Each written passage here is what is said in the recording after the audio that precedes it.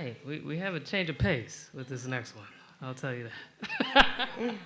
Any Nigerians in the house, make some noise, please. I need louder. No, what is? There you go. There you go. Okay. Enajite is an eldest daughter. That's it. That's her bio.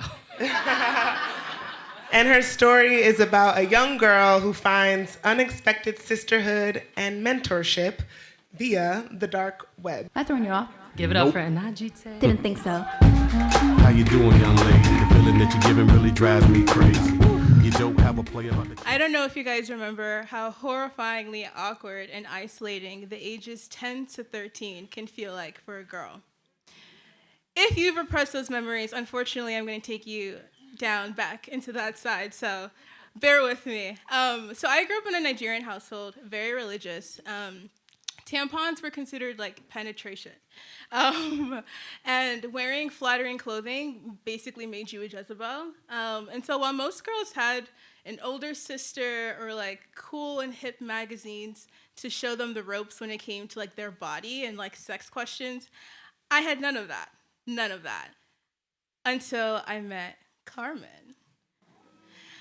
So basically, one day after school, I get home, and I asked my dad, I'm like, hey, can I borrow your computer for a school project? That was the first like big L on my dad's part. He says, yes. He's like, of course, you know, Nigerian parents are all for education. You're going to become a doctor, an engineer, a lawyer, do all of the things. And so I'm on his computer. And when you're a kid and you're going through the angst of being 11, you think that teenagers are like adults. Like, I thought that 16-year-olds were like Euphoria show, kind of cool. Like, they were wearing cool clothes and they were doing sexy things.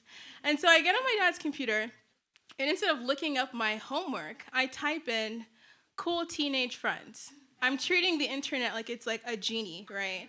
I'm just like, oh, like, I wish I had cool teenage friends. Like, I'm 11, I'm awkward, I'm struggling, right? But lo and behold, the genie bottle works because the first link pops up and it goes, meet cool teens near you. Right. But that's what I'm looking for, right? So prayer has been answered. I click on the link. And immediately I'm hit with a completely black screen with nothing but a white woman in the lower right-hand corner. It's kind of like the paperclip from like old day Microsoft. It's like the bobbing head. Carmen, her name is in the corner, and she's like, hey, hottie. I'm thinking, oh, me? I'm like, oh, like, I'm the hottie. Okay, Carmen's like, hi, hottie. Do you want to hang with me and my friends? And I'm, like, so desperate. I'm like, yes. I immediately click yes. I'm like, yes, I would love that. I would love that. The page loads really slow. I'm sure it's, like, downloading every virus known to man to my dad's computer. And it loads really slow, and then it goes, for $10.99, you can come party with me and my friends. And I'm like, okay, hold on. And so I run to my dad, and I'm like, hey, Dad, I have this school project. It, like, needs money. It's, like, this, like, medical club program thing. It's only $10. And, again, anything for a Nigerian education, my dad's like, sure, and gives me his card. So now we're live, right? I put in his card information, $10.99. Page is loading, downloading all of the viruses again. And then Carmen pops back on the screen, completely in the nude. I'm shocked. I'm 11. I mean, like, sometimes you see, like, your mom kind of in the nude when you're a kid, but you're kind of like, it's your mom, like, put it away. You know what I mean? Like, it's not, like, serious to you. I remember looking at her, and my first thing was, oh, like, hers are pink. And I looked down, and I'm like, but nothing could have prepared me the way that the next few months would just fly by. Carmen was now my new best friend. I was wiring $10.99 all the time to my friend Carmen. I felt like a pussycat doll, right? I finally had someone to ask all of the awkward questions, right? I had a best friend. We would, like, dance. I mean, she was topless most of the time, but I had never really had an interaction like this before. And Carmen didn't gatekeep, you know? Like, I remember there was a time where I had asked her, I had said, hey, like, do you have any friends that are black? Like, I wanted to see bodies that looked like mine, right? And Carmen was like, hey, hottie, for $10.99, you can meet teen black girls near you. And so that's how I met her other friend, Ebony, but we'll get to Ebony later. And so, yeah, everything was a blast. And even when things weren't great, I did notice how emotionally unavailable Carmen was at times. You know, like, I would come home from school having a bad day, and I would, like, get into the chat, and I'd be like, why does it feel like my mom hates me? And Carmen would be like, hey, hottie, let me cheer you up. And for another $10.99, we'd just do, like, our little dance, our little game. And so there were some flaws in our friendship. I'll admit, in retrospect, there were some flaws. And I was beginning to notice the toll she was having on me, too. I was, like, in the 4th, 5th grade? And I was becoming very conscious of my body in comparison to hers and, like, other girls in my grade. Like, I'm, like, looking at Carmen, who, like, in retrospect had, like, you know, plastic boobs, right? And I'm like, I don't even have boobs yet. And so I'm, like, 11 years old, and I'm figuring out, like, desirability politics. I'm, like, looking at the other girls in my grade, like, what do their bodies look like? And I hadn't even begun to conceptualize like what intimacy as a performative act would have on me like later on in life, right? But at the time, everything was fun and flirty. We were pussycat dolls. We were having so much fun until the feds came to our house. So one lovely day, my family gets back from Kumon. And I think that anyone that had to go to Kumon or any similar like after-school program deserves like subsidized therapy.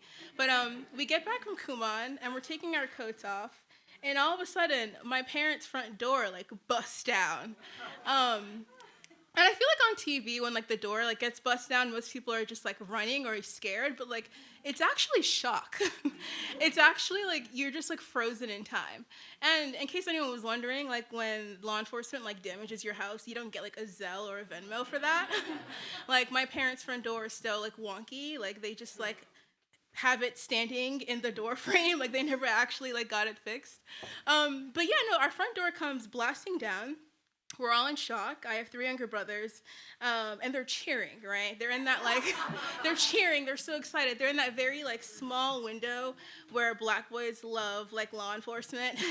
It's like they're taking in so much, like, Marvel film, like, military propaganda. And so they love firefighters. They love cops. They love G.I. Joes, right? And so, like, the feds have busted into our house. My brothers are cheering. My parents are just like staring in shock, and internally I'm like, finally something cool has happened to me. I'm so excited, and then things take a wild turn. The cops come in and they're like pulling out wires, they're pulling out phone cords, they're pulling out chargers, they're looking for computers, and my parents are like panicking, like, what are you looking for? Like, what do you want? Like, what is going on? And the cops are being extremely like mean to my dad. He's handcuffed and on the chair, and they're just like, oh, so you're the guy, like you're the creep that likes talking to teenage girls online, right? Uh-oh. Oh yeah, uh-oh was right. My mom was sitting there totally in shock, and I wish I could go back in time and ask her what was going through her mind when the police were in her house accusing her partner. My mom doesn't like inclusive language like that. Accusing her husband of talking to teenagers online. Like, I wish I could just ask her what she's thinking, but she was completely quiet, right? And the cops are screaming at my dad. This, like, one female cop is extremely passionate. I think of her as, like, an Olivia Benson from SVU. She has, like, a fuck-ass bob, and she's, like, very serious. And she's, like, screaming at my dad, and she's like, men like you fucking disgust me. Like, you have a daughter in your house. Like, how could you do this? And my dad is like, what are you guys talking about? Like, what's going on? And then she kind of like just stands in front of him and is like, oh, like you're acting so confused. I guess we're not as interesting as Carmen. And that's where I kind of was like, hold on a second. I was like, how do you guys know Carmen? And the female cop is like, no, honey, like, oh, I'm so sorry you're here for this. Like, this is all about your dad. Like, if you know Carmen from school, like, it's not her. Like, don't worry about it. And I was like, well, I don't know Carmen from school, but, like, the Carmen that I know goes to, like, Innocent High. And the cops are like, I'm sorry, hold on a second. You said you know Carmen that goes to Innocent High? And I'm like, yeah, like she's my friend. And I'm like getting so emotional because I don't understand why my friend would send the police to my house. Like, I've told Carmen my deepest, darkest secrets. I've asked her things that I could never ask anyone. And now these police officers are in my house claiming to know Carmen too, right? Well, it turns out Carmen and her pink nipples were a part of a sting operation to catch pedophiles.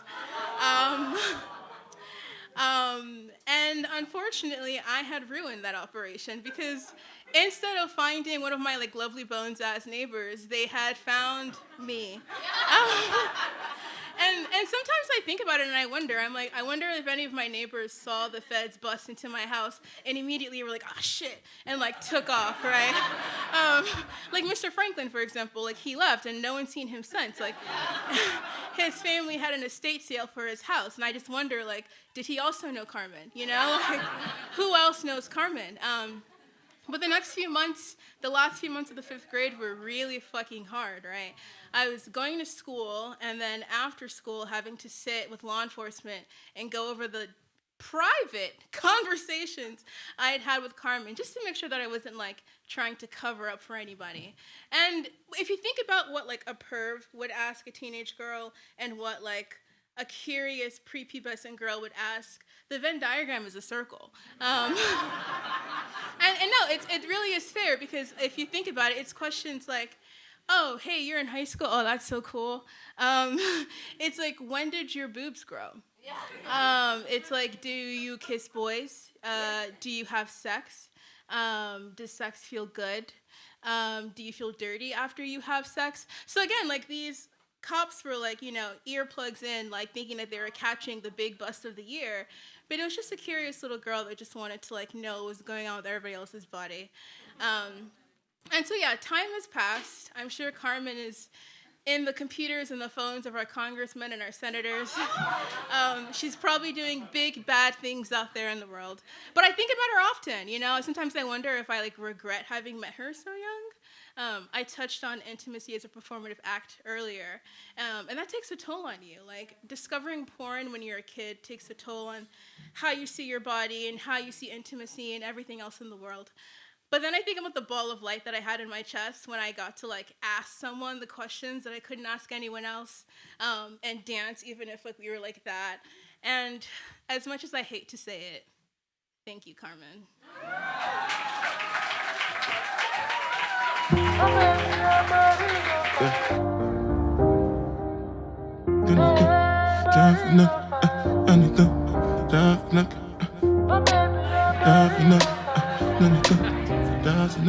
One more time for Enajite.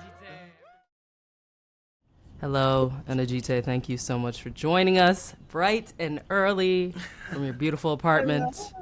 Thank you. Yeah, you have some good art. Thanks. Yes. I'm sorry if you see my cat might make a guest appearance in the back. She does what she wants. This is her apartment, so. She does what she wants. We do, indeed. This is our post-follow-up interview. You know, granted, the release already happened, so the story's already been heard from the listeners, and we just have a few questions to run through, our curiosities, to feed our curiosities, but as well to get into the craft and the details of how you formulated the story. You're a writer, you're a storyteller, you do this, and we as writers ourselves always have just questions about just craft and how you put together these things, how you distill details, and how you come to the story in and of itself, because it was just so well told. Mm-hmm. Just comedic timing on point, but also you weave so many themes throughout the story itself. So, Glenn, why don't you kick us off? Yeah. Kick us off with the standard craft questions. So our first question for you, Enajite, is how do you identify creatively? Do you identify as a writer, storyteller, an artist, and why? Wow, this is a question that actually caused me a lot of stress a few years ago. I write poetry. I do a lot of things creativity-wise. Fact check that vocabulary word. But I remember I had met someone and I was showing them my poetry, and he was like, "Oh, so you're a poet?" And I was like, well, no. And he was like, you write poetry, so would I make you a poet, or like what's going on? And that interaction kind of like made me think about the ways in which I like give myself a title for what I create, or like how I validate my craft in any sense. And so like in periods where like I wasn't writing poetry and I didn't feel like I was a poet because I wasn't producing anything, yeah, it was a very interesting shift trying to figure out like what I identified as. I think these days, just because like what I like to write about is so broad and how I like to tell the story is so broad, I would call myself more of a storyteller. Just like generally speaking, like I love to like get stories across like via like a multitude of different ways. But I do always think back to like how I validate or like don't validate or invalidate my title based on like how much I think I'm producing at the time. Yeah. So I'll be thinking about this question later, but I mean, it can always kind of evolve too, right? But there is something to be said about being able to put a name on something, as much as labels can feel limiting. I remember the first time when I did my MFA program, I started to call myself a writer officially, and there was something so powerful in just saying it and being able to have like a name for the thing that I do. So yeah. Absolutely. And I think it is I think I saw an interview with Toni Morrison where she was there's a differentiation. She was like, I used to call myself an author, now I call myself a writer because of the practice in and of itself of like, I do this thing. So I completely empathize with you being like, I'm more of a storyteller, yes, but I'll claim writer, I'll claim photographer, I'll claim these things as well under this umbrella, because claiming it and then making it your own, like another Toni Morrison thing of like going to the edge and making it your center is a powerful thing. 100%. So I also love think that about like I'm always like how much of it is like imposter syndrome. Like there's so many people, like so many white men that I know that like you meet them and they're like, yeah, I'm this thing. Like right off the rip, like yeah, I do this thing, and I'm like, okay, like, and I think of like my friends and I that have done things for years, but like if someone were to be like, oh, like, do you do that? We'd be like, I kind of know about it. It's like you have like a graduate degree in it, and you're like, a little bit. It's like, no, you're an expert. Right. Exactly. My last question under this question for you would be like, what do you feel like would validate that title for you, or those titles for you? I think it's the production part of it. Like I think it's like the pressure that I put on myself to like produce something. Like I feel like if I'm claiming to be something and then someone is like, okay, well then like show me, I feel like obligated to have like this like long like list of things like I've been writing and that I've been doing, as opposed to like, this is my craft and like some of these pieces are unfinished, some of them have been published, some of them haven't, you know what I mean? I feel like I have to be like, I don't know, established. And even that is vague because like, when will I ever feel established, right? Like I think it's just a way of like me keeping myself in like a box. So I'm like, oh, I'm not big enough to claim that yet. And it's like, what would have to happen for me to claim it? I don't know either. So it's interesting. Very. Well, extremely. I believe though, no matter what you're producing, in being a storyteller, and that's why I kind of like that term as well, because it just opens it up a little bit more. Just in the act of living everyday life, you're like doing that work, right? We're collecting stories, we're constantly looking at the world through a certain lens that's going to later impact the way that we document it and write it down. Right. And that brings me to 100%. another question we have for you about your practice. You mentioned that word a lot just now. What does your practice look like? Are you writing daily? Are you reading a lot? What do you do to exercise? My practice, I did a narrative medicine program and graduated in 2020 into the pandemic. And then because it was the pandemic, I kind of immediately sold out. I needed a job. My parents were like, so you're not going to med school. There's a lot of drama going on. And so I sold out and I ended up in tech. And I think just working in something that I wasn't passionate about kind of drained my energy. So I went from, writing poetry and writing short stories and just doing a lot more creative work all the time to doing it never, because I was working a full-time job that was completely unrelated to my passions.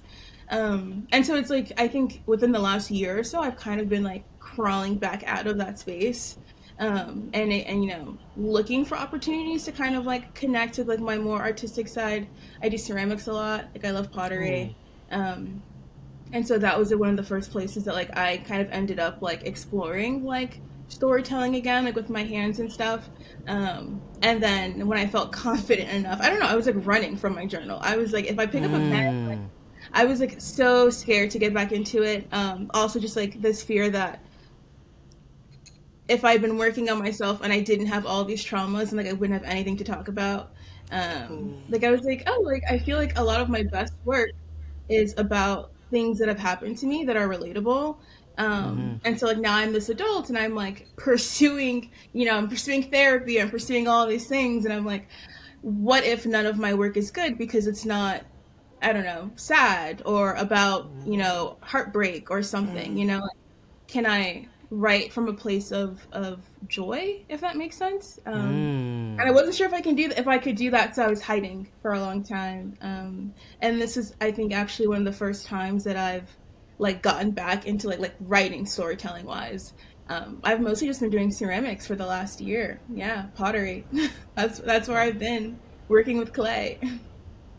I think that's beautiful. It informs, especially because you're using like your hands to tell stories, right? Like it's not, the two are interconnected. All of it is interconnected. I think like some of the most powerful things that are created are because you're doing something else in 100%. the meantime. So I think you said so much stuff, and it leads me into the next question of like, what is the function of honesty in your work, right? Because like you said, do I have the space? Am I giving myself permission to be joyful and write from that place, right?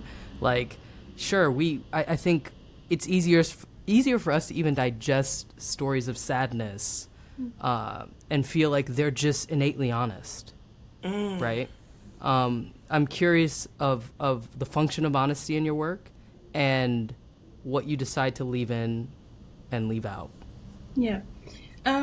I think the function of honesty in my work has really become like more important to me like this time around. Like this kind of like, I don't know, rebirth makes it sound like really like complicated, but like I don't know, like just coming back into like writing and storytelling in general. I think when I was always writing like sad content or like content from a place of like trauma, I would allow the story to just show up because it was just so sad, right? I never really felt like I had to like work that hard because like it was a raw like story in and of itself. And I think like with this story that has more of like a comedic or like funny side to it, it similarly functioned that way, where it was like I was looking back on something that was like sad, or like had like underlying sad tones if you really think about it. But I didn't put pressure on myself to kind of like make sure that like it was being presented a certain way. Like I was just thinking about like how the story like happened to me, and I use humor as a coping mechanism. It's the blind following the blind. I don't know if that's good or not, but I do. And so I'm telling that story and just like jotting it down. I was like at the bar across the street from me, just like jotting it down, just like for shits and gigs. And there are some parts where I was kind of like laughing, and I think there's a lot of power in being able to say like, maybe I wasn't a bad person. Maybe I was just like 11, right? Like just like step back from something that has happened to you or that you did, and like be like that. Like it wasn't my fault, Like I like that. It's so much bigger than me. You know what I mean? And so like I'm telling the story that like through therapy I have tied to like modern day issues, but I'm like giggling when I like gave myself permission to kind of be like, you don't have to feel like a victim in this. You don't have to feel like you're such a bad person and it was so ugly. Like because some parts of it were funny to me, right? Like a kid on the internet using their dad's card to like pay to talk to a friend that is naked, like you know what I mean? It's like, girl, like how did you like like just you chuckle, Yeah. I'm like bar by myself, taking up seats during like a very important time of day, and I'm like chuckling to myself, you know what I mean? I'm like, this is kind of funny. And I think when I like realized like how often I caught myself like chuckling, I was like, oh, okay, like maybe I should just like tell the story as it like comes naturally to me instead of like emphasizing a need for like a message or like emotion or like this like depth that I feel like is so tied to like, I don't know, the poet in me. I'm like, oh my God, like what's this? I don't know. I think the word body, because my relationship to my body is just like very deep. And so like my initial desire was to like, I mean, I bought a ticket to watch the show. I think I told you that. Like, yes. I bought a ticket to watch the show. So this all unfolded within like an hour, and I didn't have much time to put it together. But when I think of the word body, I think it's something very like deep and complicated and like messy and like a little ugly. And so like to kind of like be telling the story from a place of like, I don't know, not necessarily joy, but like humor. It meant a lot to me. I felt like very like, I don't know, liberated in that sense. Like this thing happened to me and it was like a source of shame for me and like kind of my family for a while, but like now I can laugh about it. And maybe there's someone in the audience that like has had a similar experience. Hopefully the cops didn't come to your house, but like someone that also like, you know, was, you know, exposed to like, you know, explicit content at a young age, or like has seen or done something that like they like were holding on to with so much shame, and now it's kind of just like, I was a kid, you know, like I was a kid. Yeah, for sure. Ooh. You mentioned the need to try to sort of like arrive at a message or a conclusion because of the poet in you. I for a while approached writing and storytelling from the same way. I think it comes out of this. When I started writing like nonfiction and essays, it was a big essay time. A lot of people were writing about like race and society, and everyone wanted to read something and walk away with like the answers to life. But there's something to be said about just processing it as you're going and not knowing where you're going to arrive. And that makes me think, what do you think is the anatomy of a good story? Like what sort of puzzle pieces need to be in a story? Do we have to arrive at a conclusion at the end? Right. My brain works backwards. I'm thinking of like the end of the story, and I actually prefer when there's no conclusion. Like I actually prefer when there's like no like point to it, because it kind of allows people to kind of like show up, take what they want, and walk away, you know?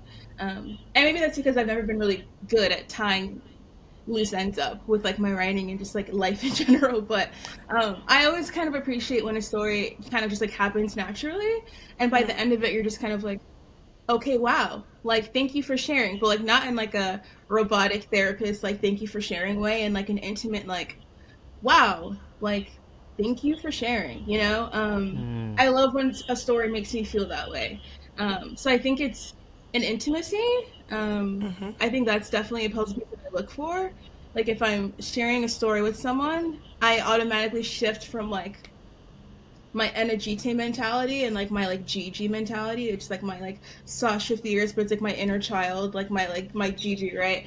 And I'm like, if I was going to tell this story to someone that like I loved dearly, and like if I wanted this story to be like an intimate moment between me and one other person, like how would it come across?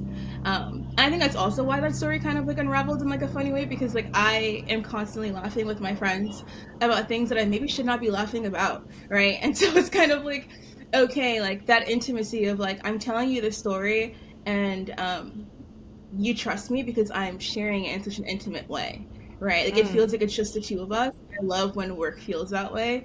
So yeah, I would say like intimacy is so important to me. I don't mind. I love when a story is kind of like chaotic at the end. Like I don't think there needs to be like and so kids, that's what happens when like you do this. I love when I'm like, this thing happened to me, and everyone's just kind of sitting there and it's like, wow, okay. And it's like maybe someone's thinking like, that happened to me too. Thank you so much for saying that. Or maybe someone else is like, I have never experienced that, can't relate. But like either way, I just feel like it's such a relief to kind of like not have that pressure and to like let everyone like take what they want. Yeah. I also hear you saying sort of like, sorry, just the importance of being genuine in your work, and also what you said about the relationship with the reader. It can be a bit overwhelming when you're writing and thinking about the audience and thinking about a big audience and how people are going to perceive it, and you already start judging your work before you even release it. You start to think about like the critiques and the feedback from your audience. So I love the idea of framing it, thinking about just you and another person, or you and a person that you trust. and being able to be Agreed. intimate with them. Yeah, and Agreed, because it came through. Sorry. Ooh, no, did, go ahead. It did. It did. It came through. Thank you. I was going to say, like, live storytelling is interesting in that way. I remember in grad school, I took a class called Giving and Receiving Accounts of Self, which is like therapy. Like, every class is draining because you essentially were, like, thinking about the ways that, like, you show up and the ways that you, like, communicate aspects of yourself, and then also, like, how other people, like, receive that. Like, like, the storytelling that you're giving about yourself from how you act, how you talk, how you dress, like, what you do, and, like, how, like, those two come together, right? Like, what I'm trying to tell you versus what you're experiencing from me. And sometimes, like, it's not compatible, it's not the same message, and, like, what happens when that, occurs. But, like, with live storytelling, which I've never done, it's interesting because the feedback is happening live, right? Yeah. Like, I'm giving... I'm sorry, you've never done. You've never done. Nothing. That's Go ahead. insane. Go ahead. Continue. How Yes, is that nothing. possible? What? Yeah. It's like, it's insane. I remember, like, the entire show, I was like holding on to, I was just like pacing back and forth. Like, I could not sit down. I was like, I am so scared. I was like, I don't know if I'm going to make it. But, like, I thank God, it's like, as soon as, like, the music hit, I was like, well, now I have no choice but to start walking. I have to, like, move. I have to get on the stage. And then lighting too, you can't really see people in the audience that well. Like, there's, like, maybe 3 faces that you can see, and then you're just, like, relying on them to really, like, keep you safe. Yeah, it's like I'm giving an account of myself, and I'm, like, immediately receiving feedback because, like, I can see some people's faces, and so I'm kind of, like, telling a story and thinking, like, okay, like, I can see how people are receiving this. Like, is it funny? Is it not funny? Are people stressed? Are people sad? It's like a lot. And also, like, people will react to it differently in an audience, right? Like, 2 people sitting next to each other, like, one person can be laughing and the other person might not be. And so it was really interesting, like, giving an account of myself and receiving it back at the same time. And just, like, I remember I started talking, and once I realized that, I was like, okay, now that I've started telling this story, I just have to tell it how I want to tell it. And whatever is happening out there is out of my control. Like, it's just, like, it's happening. Like, my friend was like, you did so well. Like, you weren't, like, looking, like, I was like, I couldn't look at anybody because I didn't want to, like, see your face and be like, uh-oh. But no, live storytelling, it's so much fun in that way too, because it's much more interactive. Like, usually when you write something, like, my cat is like, usually when you write something, oh Jesus, usually when you write something, it's quiet. It's just you write it, and maybe it's like the ambiance that you set, and then you let it go, and then, like, someone might read it elsewhere, but you're not in their room with them when they're reading it. But, like, an audience, you are watching them, like, take in this story. And so I kind of had to, like, separate, like, how I was, like, how the audience was reacting to my story from how I was telling it. There's some points where I was like, ooh, like, maybe I should have, like, dialed that down, or ooh, like, maybe I should, like, wait here, or, like, do, like, I don't know, I was just like, I've never done a live performance before, and so I was like, oh, like, maybe, like, if I was telling a story, like, I would pay more attention to pacing, or, like, waiting, and stuff like that because of the interaction, but I tried to separate it and just be like, just tell it, and get off the stage, and let the next person get off. No, you would have never been able to tell. You did a truly fantastic job, and we really appreciate. I mean, you're kind of answering some of the questions that we already had here of, like, what your relationship with release is, or sharing the story. But to hear that you've never done it live and you actually were interested in how it landed, because Glenn and I, were discussing just the live stories that we've done and how much of a, like, I don't know, like, how catharsis happens when you're, like, speaking it, and you to hear that you had that in a bar by yourself and you also had it on this night is extremely powerful to hear. Truly. Thank you. No, it's I think that's a really great point. There is so much power in saying something out loud.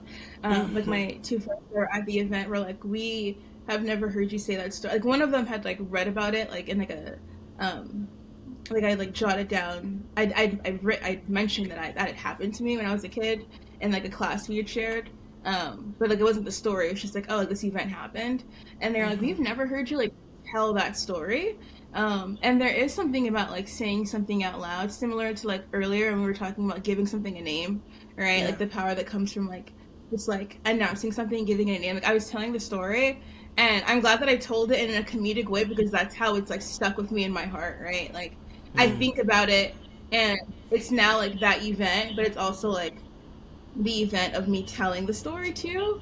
And so now it's like these two prominent moments in my life, and I'm so glad that I shared it in a way that is, I don't know, healing for me and like joyful, and something that like I can like look back on and like, yes, I was so scared. Like I was like, I may not make it up to the stage, but I'm so glad that like I made it up there and I told it in a way that like looking back, still gives me joy, and like I still feel like a huge release too. Like I remember my mom was like, oh, like you have something coming up, and I was being like so shady because I was like, girl, like I don't want you to, like, oh, like, what are you going to write about? What are you talking about at this show?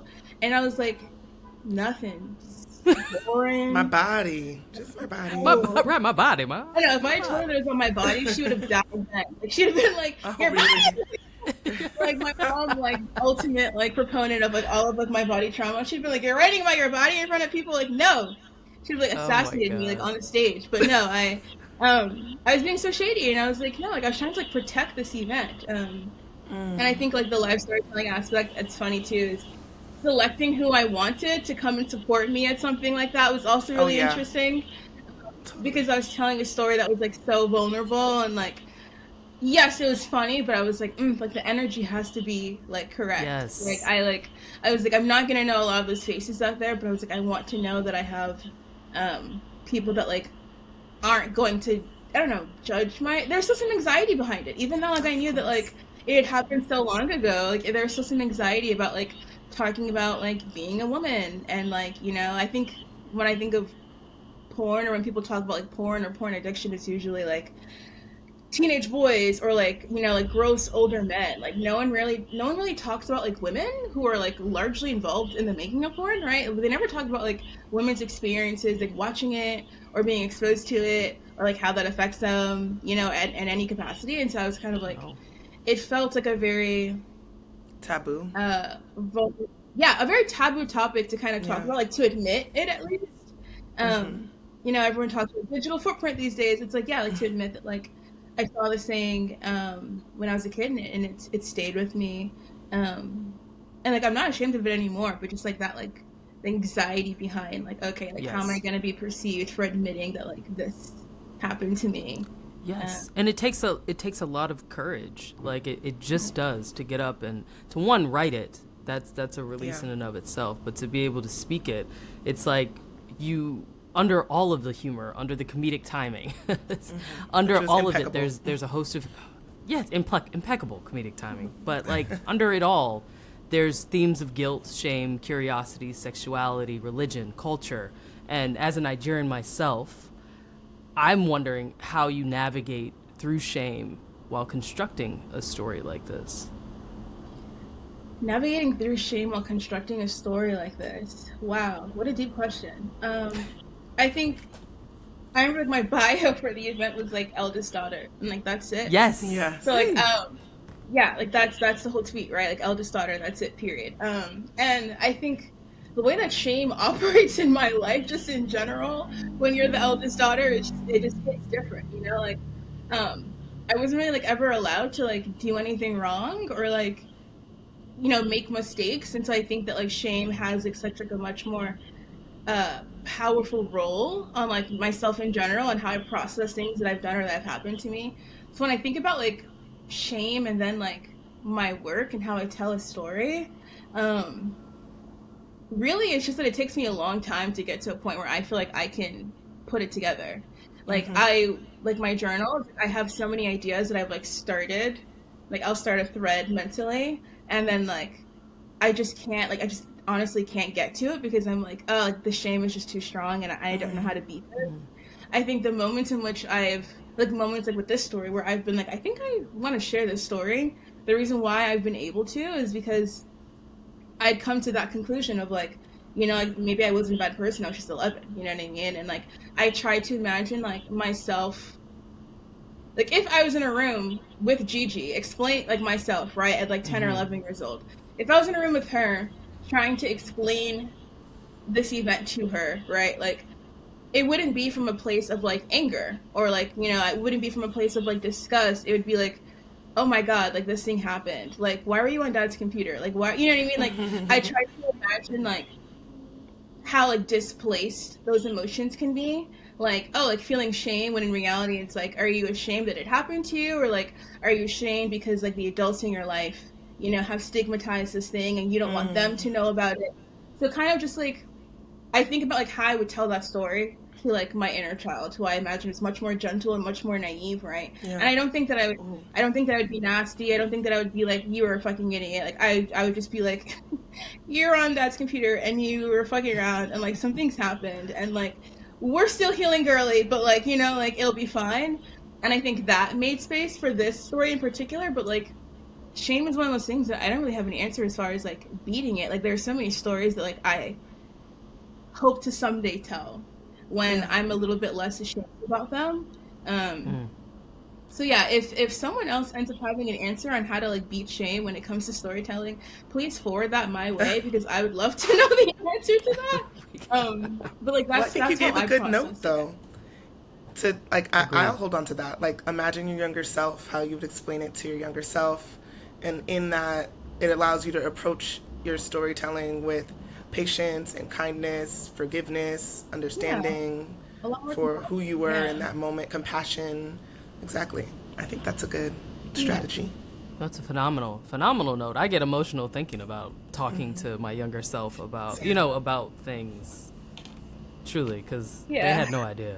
They had no idea. Are we supposed to yell at them? You know, like in the way that our probably adults did? No. Yeah. Yeah. You sort of touched on this, but we were also curious, like, if your family knows that you tell this story. So you didn't tell your mom the story that you were going to tell. And have you all spoke about it since it happened? Yeah, it's really funny. Having Nigerian parents, like, they're not really, like, interested in anything beyond. Like, once I wasn't going to medical school, it was kind of like, disinterested in what I'm doing. You know what I mean? Like, it was kind of like, and it's funny because, I, like, grew up as a kid, like, I always loved writing. Like, we had this, like, build-a-book thing where, like, we wrote a story and they kind of, like, binded the story. And then I remember, like, so fondly, like, my teacher being like, oh, like, I loved your story and, like, you should, you know, read your story with other kids that wrote really good stories at, like, this, you know, during aftercare or something small. But, like, my parents were like, ew, like, what is this writing thing? What is this, like, going on? Like, I didn't even go to the event, you know? And it's been, like, writing and storytelling and the arts in general have been something I've been passionate about my whole life. And my parents have just, like, never really cared for it because, like, and it's not, you know, therapy. Woo! It's not from a place of malice. It's from a place of just, like, you know, scarcity mindset and, like, immigrating here and, like, being so anxious about your kids landing on something that is, like, steady and stable. And so I think because they've never really, like, shown interest in, like, any of my writing my entire life, I usually don't share, you know, my writing with them in general. I mean, I was doing a narrative medicine master's, and my parents heard the word medicine and were like, oh, okay, so... Like medicine? They're like, oh, medicine, like, you're going to med school next year. There's just, like, a little, like, Columbia gap year. And it's like, well, no, it's, like, narrative medicine. It's, like, storytelling as a form of healing. And, like, nobody was listening, right? Like, nobody was listening. Like, at my graduation, like, everyone's talking about, like, my writing. And my parents were, like, they felt disrespected. Like, they were like, don't you feel disrespected? And I was like, why? Like, I graduated on Zoom, right? And they were like, don't you feel like that was really rude? And I was like, what was rude? Like, I'm teary-eyed, like, hearing about, like, my colleagues and, like, you know, like, my professors talking about my writing. And my parents were like, you've been doing this medicine program this whole time? And, like, they talk about you and they're talking about, like, writing in class? Stories. Like, yeah. Right. Don't you feel bad? Like, these people hate you. And I was like, these people love me. They love me. They love me. Like, this what do you know about that, right? So yeah, like, with this event in particular, I don't even know why I told them that it was even happening. I think I was just, like, so excited that, like, I let it slip. And I think daughters can relate sometimes to, like, telling your mom something when you're having a moment of, like, heightened emotion and then regretting it because, like, sometimes, like, they throw it back in your face and, like, oh, well, you told me. And it's like, I told you that in confidence. How dare you remind me what I told you? And so I was so excited, and I was like, oh my gosh, like this event is happening, and like I've been following them for so long, and blah blah blah. And my mom, who now has accepted that I am not going to med school, she's trying to get on like the creative bandwagon. She's grasping. Oh, She's like, whatever you do, just do it well. Great. And she's like, oh I my love gosh, that. like, you're having a show? Like, what is it about? What are you doing? And all of a sudden I was like, uh-oh. I fear I may have said too much. She's like, oh, like, is it so that we can attend? Like, can we come? Like, all this stuff. And I was like, no, I don't have tickets. I don't have any tickets. She's like, they didn't give me any tickets. I said, nope. No tickets. She's like, sold out show, no tickets. I said, sold out show, no tickets. No guests. No family. I hope they could come one day. I was like, no. And I just knew that if she heard that story, there's just like generational trauma. There's so many things that she thinks are like inherently taboo and should not be said. Like, there's no world in which my mom, even like, if it had been like a poem about like my body, you know, like my relationship to my mom would have been like, why were you up there telling everybody your business? Like, yes, like she's very, yes, of course. She's very like religious and like just like rooted in the culture of like modesty and like women keeping things private, and the idea of like women having these supportive spaces where they just like share things that have happened to them and like a bonding state. It's like, no, my mom is not for that. She's like, you should have died with that as a secret. Like, the community building aspect is not something that she grew up with or understands.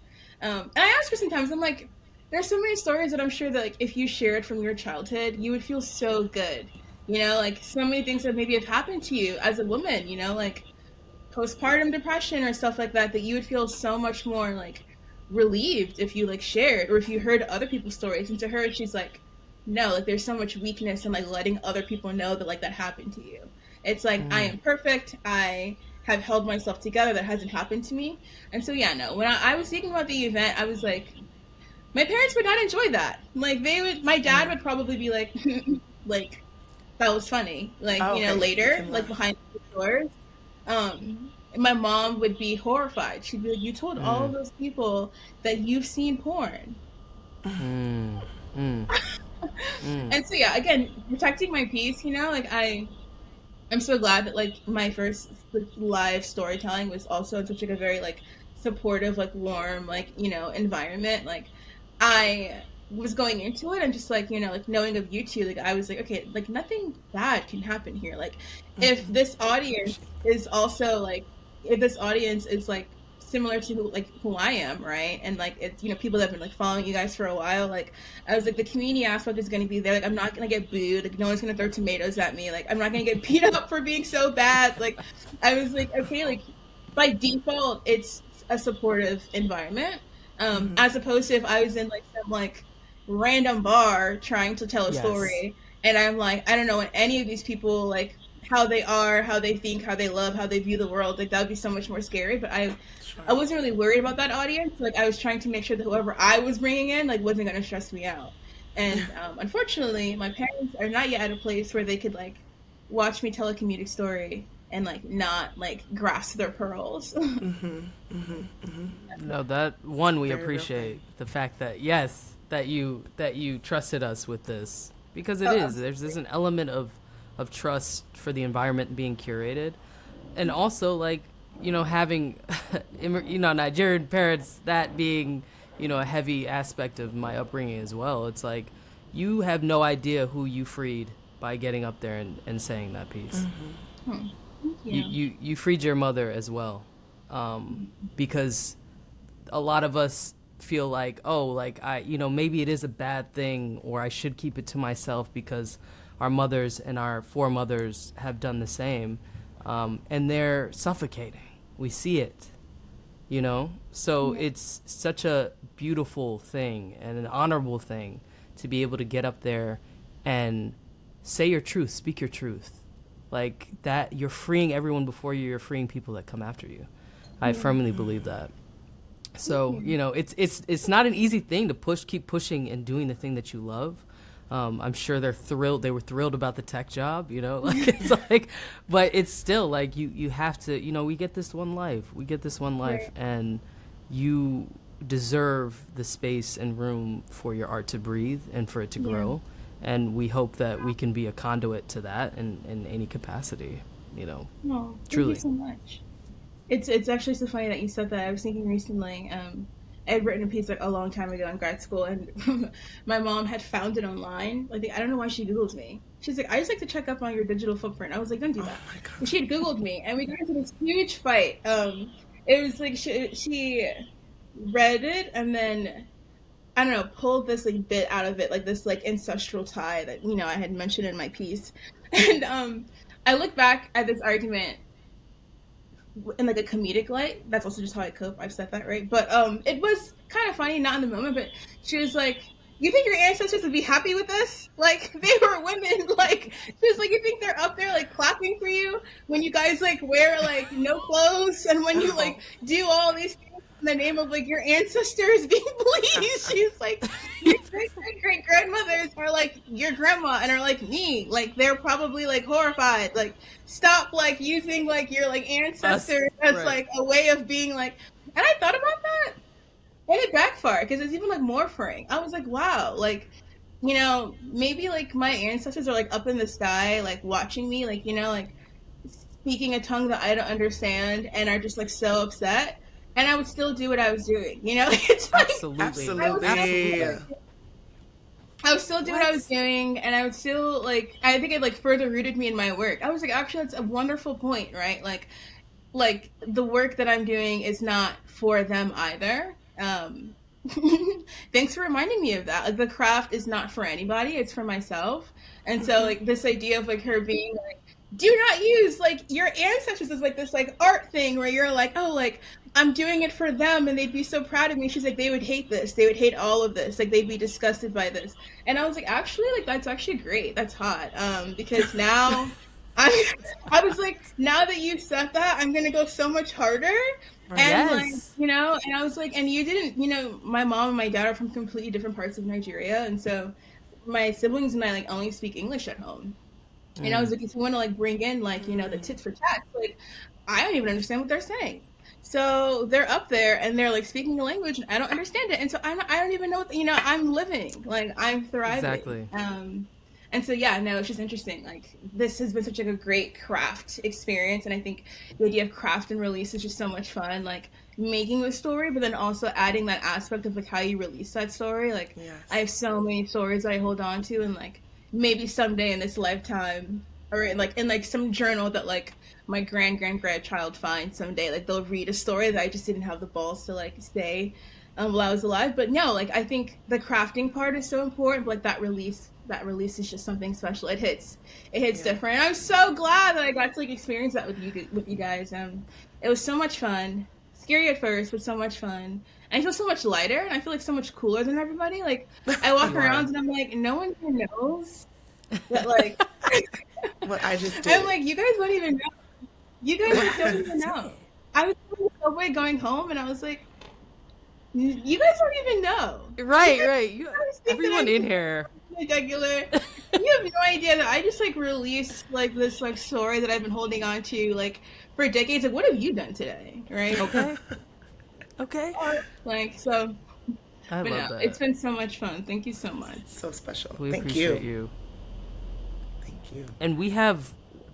I have one more question before we have Enajite draw from Pick the a card. body. Yeah.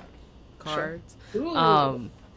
I'm curious what advice you would give to young girls about their bodies with no teachers to turn to, because that was such a staple portion of the story that I remember, because I didn't have anyone to I have a brother, younger sister, so I was caught in the middle of absolutely no advice and having to give from the well of no advice that I received. Nothing. So of nothing. I had an empty well to pull from, so an empty well, dry. So I'm giving terrible advice to my sister, I'm wondering, what advice would you give to young, curious girls with no teachers about sexuality, about their bodies? Wow. I think the first thing I would say is like, don't go on the internet, for sure. And not just like in like a dark web way. I think social media is just like crazy these days with like people talking about what they're doing to get their bodies to look a certain way, and then just like I think if I had been 10 years old and I had had access to like what is like modern day TikTok or Twitter, like I would have been finished because I would have just been consuming all of that. Like, oh, like I can do this to get this body, or like this is how like my body should look right now. Like, thank God, like social media wasn't like what it is today. I think it really sucks when like your parents are not the people that you can trust like directly, but I would say like look for adults that you trust. I don't know, like everyone wants to believe that like their parents have their best interest in heart, and I do think that mine did, you know, like they just like had different cultural and religious things going on, but I wish that I'd been able to like talk to the teachers that I respected and I trusted, and kind of like had gone to them for like an inkling of wisdom, right? Like, oh, like I want to do sports, but like I don't know how to use a tampon and I can't be in the pool with a pad, right? I wish I'd gone to like Miss Sheppy, who like was like a stand-in mother figure for me when other things were going on at home, and I wish I'd asked her like, hey, like tampons, like do you know, just like asking an adult that I felt comfortable around. And even that like leaves room for error, I guess, because sometimes when you're a kid you trust the wrong people. But I just think that like going to adults that you feel safe around and that you feel like you can like ask those questions with, I think that would have made a huge difference in my situation. And like I think that because I looked at my parents and I was like, okay, I can't ask them, I just like completely gave up on asking anyone. Like I was like, oh, if I can't ask my parents, then I can't ask anybody. But sometimes like you have to like accept that like adults have their limitations, right? And so if you can't get it here, like who is someone that you trust to at least put you in the right direction or advise you from a place that's not biased by like culture or religion or Yes. Also, like earlier, like I was going to the doctor and like my mom was like insisting on coming with me. Like if you are seeing a doctor or any kind of healthcare provider, like that's another great opportunity to like ask questions. They're usually not as culturally That is they're true. usually not as culturally sensitive as maybe they should be. Like I remember like my doctor growing up was very just like, this is how things are, and I couldn't figure out how to connect that to like what I was learning at home about how women should be and how like women can, you know, like, oh, like I at home I'm learning that tampons deflower girls, and then at the doctor's office they've got tampons in a jar, like, you know what I mean? It's like Yes, healthcare isn't very culturally sensitive anyway, but I think just like picking adults that you intuitively feel safe around, that you feel like you could ask the questions that you're too afraid to ask other adults in your life is huge. Like, just because you can't ask your mom or your dad doesn't mean that, like, you can't ask anybody. And I think I was, like, existing in this vacuum of, like, if I can't ask them, then, like, it's off the table. And, like, that's not true. Yeah. Phenomenal great advice. I'm like, I wish I should start. Yeah, I was like, Is it too late? Right. I should ask my primary care. So, yes, phenomenal advice. Great advice. Phenomenal advice. Yes. So before we wrap, go ahead, Glenn. Yes. So if you remember from the release, our in-person release, we had a deck of cards, all with conversation questions related to the body. And going forward, we're going to have these cards present in all of our events, and the questions will be themed around whatever the release is, whatever the topic of the release is. So we have 73 questions here in Enajite, and I want you to pick a number from 1 to 73. And whatever question you get, we'd like you to answer it. 1 to 73. Okay, I'm going to go with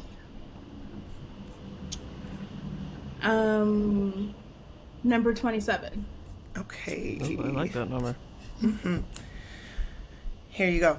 Have you ever considered the philosophical or spiritual aspects of the body, such as the mind-body connection or the idea of the body as a vessel for the soul? Wow. That is such a deep question. Yes, I have. I think more recently so, as I like have navigated what religion means to me as an adult. Like my mom has been extremely religious my entire life and is a pastor now. Is an ordained pastor now. And so I think that I'm so sorry, my laptop is about to die. I think that when I think about spirituality and my body, it's me trying to unlearn lessons that I learned in church that made me feel weird about my body, and trying to like consider like if spirituality is something that I think benefits me when I'm not thinking about how it punishes my body, if that makes sense. Ooh. Like right now, just like as I've grown up and like where I'm at right now, like whenever I thought of like spirituality, it was always like how I could dress at church, what I was being told that I couldn't do as a woman, you know, like what would like ruin my worth, like all these things.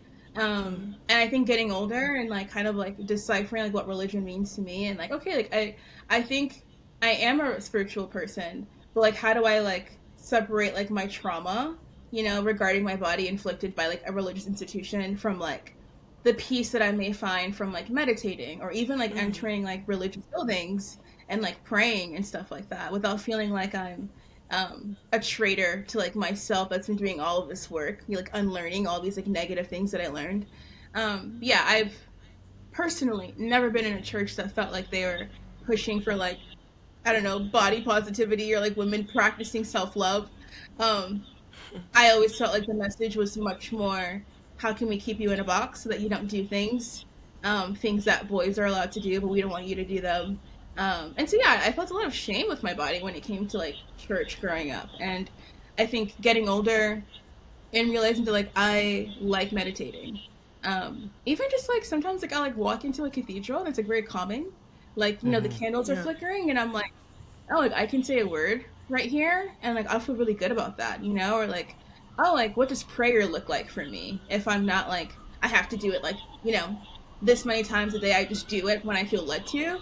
So yeah, it's interesting considering like the religious trauma that I associate with like my body and like working on like separating the two and like allowing myself like if I want to experience spirituality without thinking about, I don't know, this like I hold this resentment like this underlying resentment when I think about religion in any capacity. I'm like, ah, no, it oppressed me, and so like I feel like I fight it, and then I experience moments where I'm like, I really enjoyed meditation, or like I enjoy praying, or like my mom gifted me a Bible for last Christmas, and it was like a source of tension for us because I was like so angry, and I was like, I'm not bringing that home with me.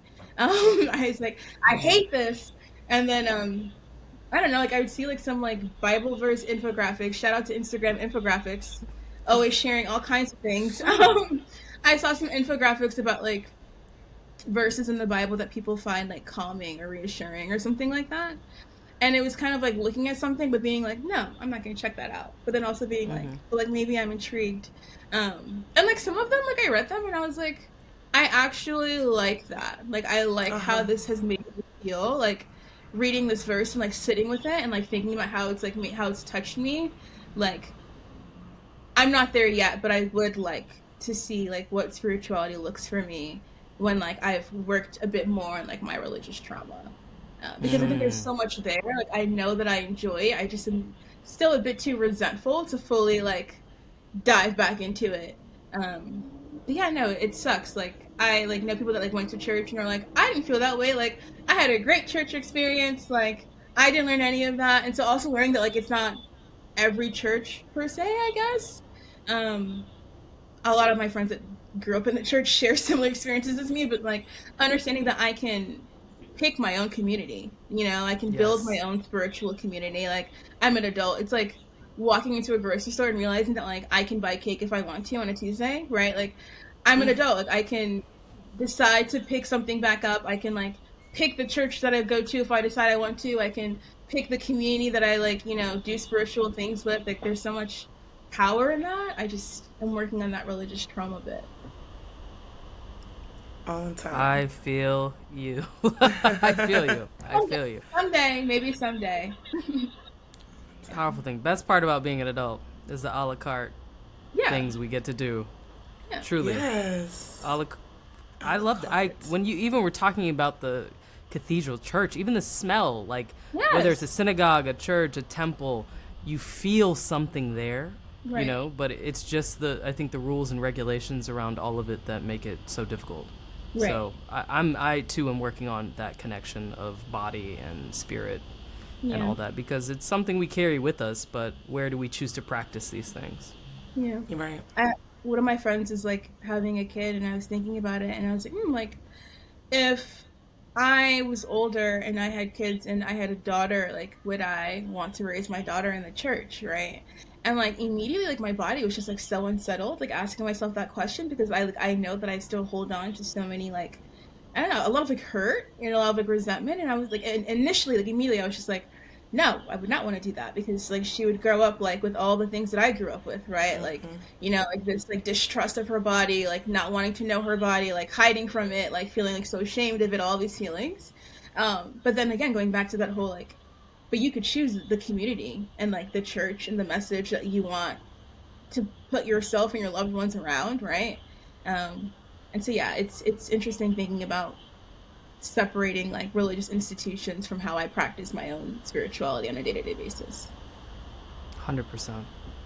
So appreciated. This was fantastic. Too many gems. Too many gems dropped. Incredible. So much fun.